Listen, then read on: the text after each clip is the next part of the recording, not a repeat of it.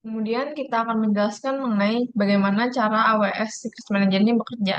Jadi pertama-tama kita sebagai user pasti akan menyimpan password di database kepada Secret Manager tersebut.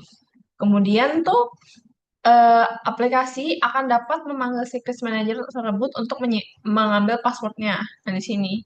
Kemudian Secret Manager akan memverifikasi izin akses lewat IAM dan kemudian jika diizinkan, password akan dikembalikan kepada aplikasi secara aman.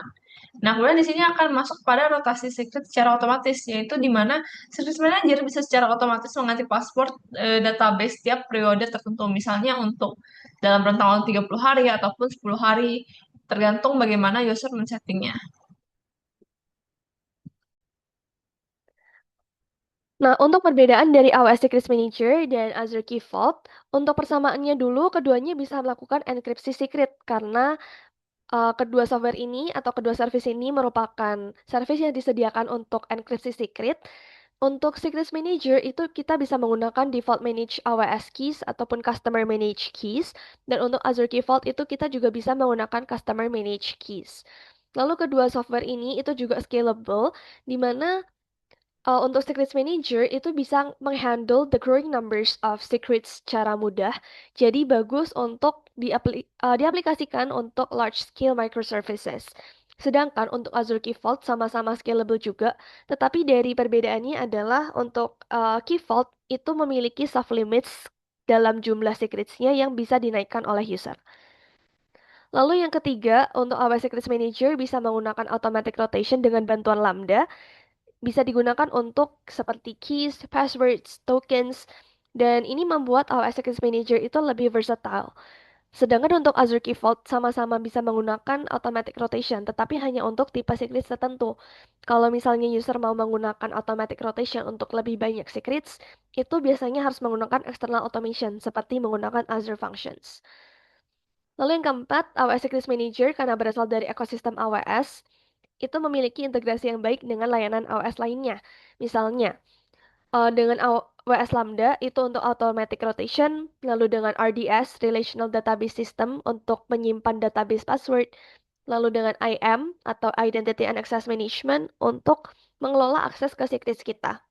Sedangkan untuk Azure Key Vault, karena berasal dari ekosistem Azure, berarti hanya bisa berintegrasi dengan layanan Azure juga. Contohnya seperti Azure DevOps, Azure Functions, dan Azure App Service.